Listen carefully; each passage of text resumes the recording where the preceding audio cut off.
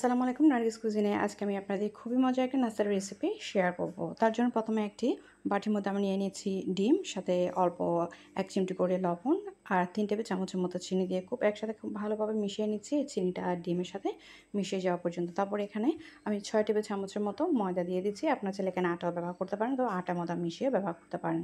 তারপর সব আগে এগুলো মিশিয়ে তারপর এখানে আমি গরম দুধ দিয়ে দিচ্ছি। কুসুম গরম দুধ দিয়ে আমি এরকম একটা লিকুইড একটি ব্যাটার তৈরি করব। যখন ব্যাটারটা রেডি হয়ে যাবে এটাকে একপাশে রেখে দিচ্ছি। আপনারা যদি চান এটাকে ঢেকে কিছুক্ষণ রেস্টও রেখে দিতে পারেন। তারপর একটা প্যানের মধ্যে আমি ঘি ব্রাশ করে দিচ্ছি। আপনারা চাইলে তেলে ব্রাশ করে দিতে পারেন। আমি ঘি ব্রাশ করে দিচ্ছি। ঘি ব্রাশ করে দেওয়ার পর এটাকে আমি ছুলে তুলে একটু গরম করে নিচ্ছি।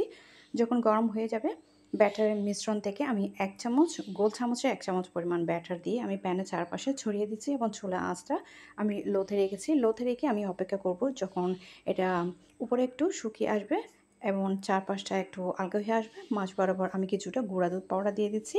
গুঁড়া দুধ পাউডার দিয়ে এভাবে সাইড থেকে তুলে আমি এভাবে ভাঁজ করে নিচ্ছি। এই নাস্তাটি খুবই মজার। বাচ্চাদেরকে আপনারা টিফিনও দিতে পারেন, তারপর সকালে ব্রেকফাস্ট হিসেবেও খেতে পারেন, আবার অতিথি আপ্যায়নে এনে এই নাস্তাটা আপনারা মেহমানদের দিতে পারেন। আশা করছি আমার আজকের রেসিপি আপনাদের খুবই ভালো লেগেছে। ভালো লাগলে ঘরে অবশ্যই চেষ্টা করবেন। আমার পরবর্তী রেসিপিগুলো দেখার নিমন্ত্রণ জানিয়ে আমি এখানে শেষ করছি। আল্লাহ হাফেজ।